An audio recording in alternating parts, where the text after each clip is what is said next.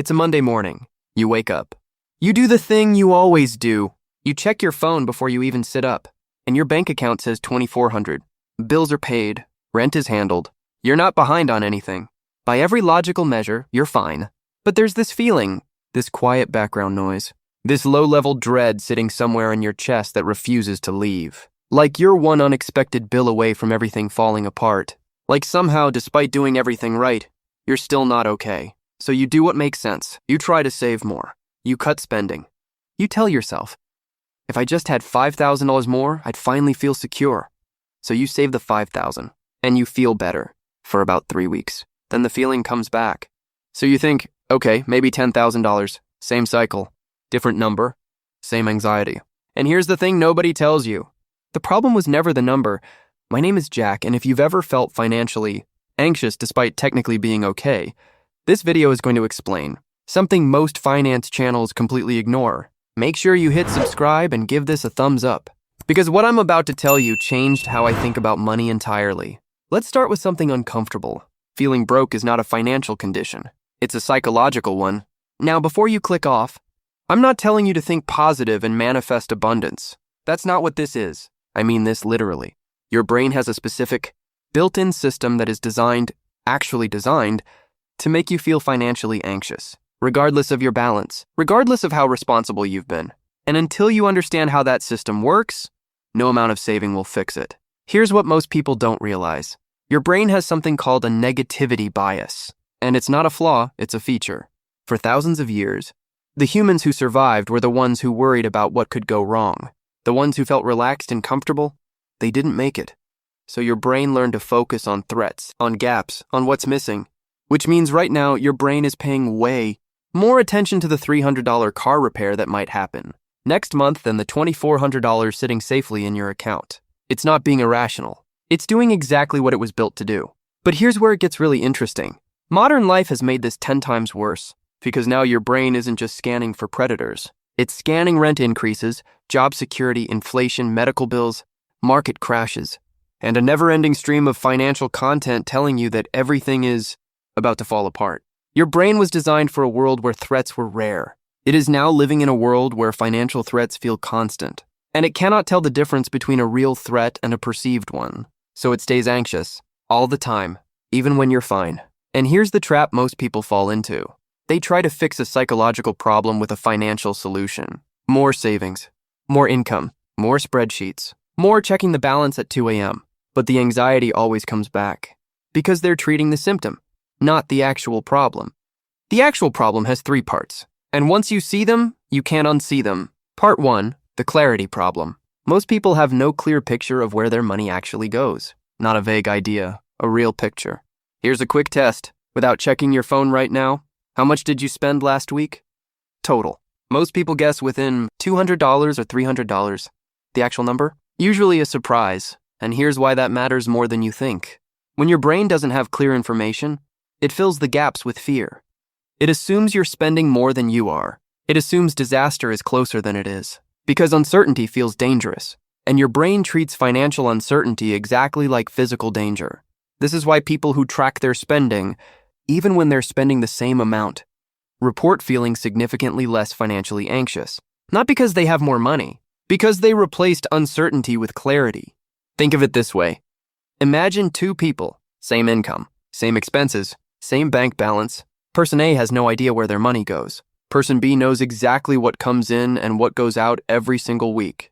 Who feels more financially secure? Person B every time, not because they have more, because they know more. Clarity doesn't require perfection. It just requires information. And right now, most people are running their entire financial life on guesswork, then wondering why they feel anxious.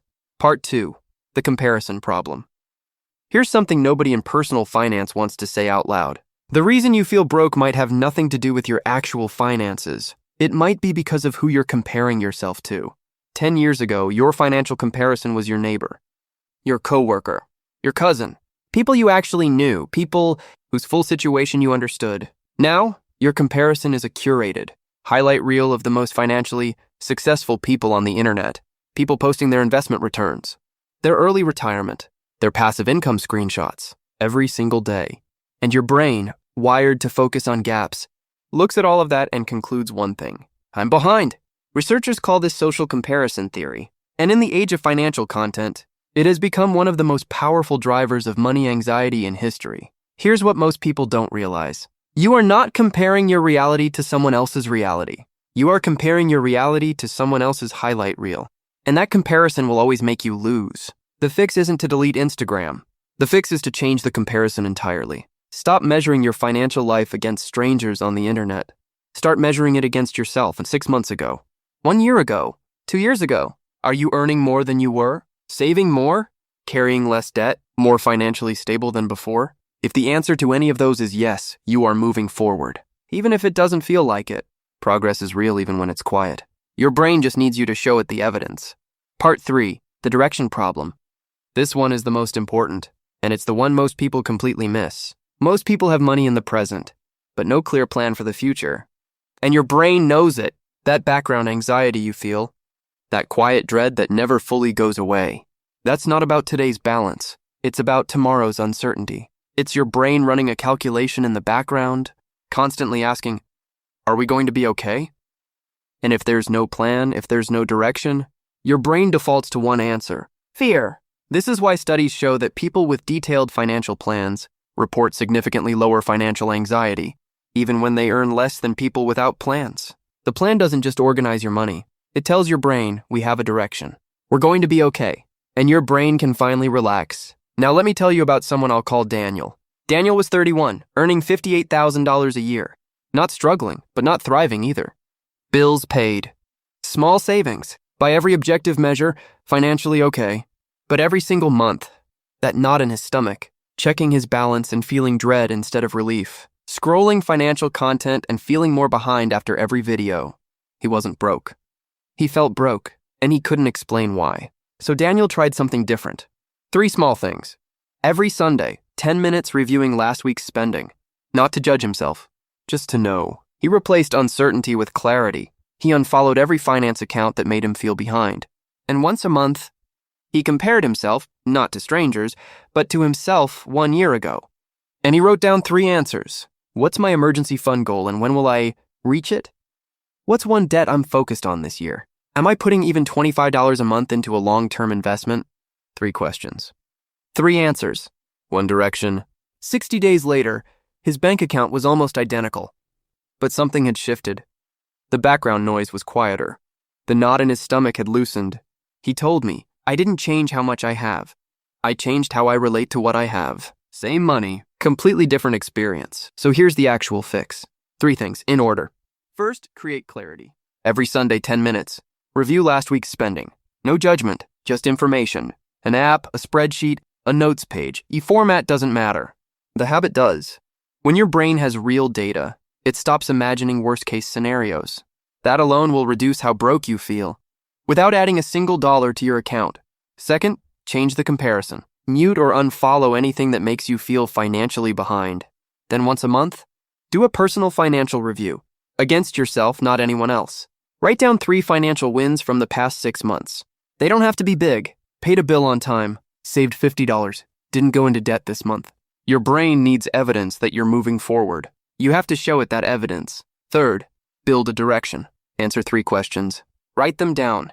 What is my emergency fund goal and when will I reach it? What is one debt I'm focused on eliminating this year? Am I putting any amount, even $25 a month, into a long-term investment? That's it. Not a perfect plan, just a direction. Because when your brain has a direction, the background noise gets quieter. The anxiety was never really about today's balance. It was about tomorrow's uncertainty. Give your brain certainty about tomorrow, and today stops feeling so scary. Here's the truth most financial channels won't say out loud. Feeling financially secure is not a destination you reach when you hit a certain number. It's a relationship you build with your own money, based on clarity, honest comparison, and a simple direction forward. You can feel broke with $50,000 in savings. You can feel financially calm with $5,000.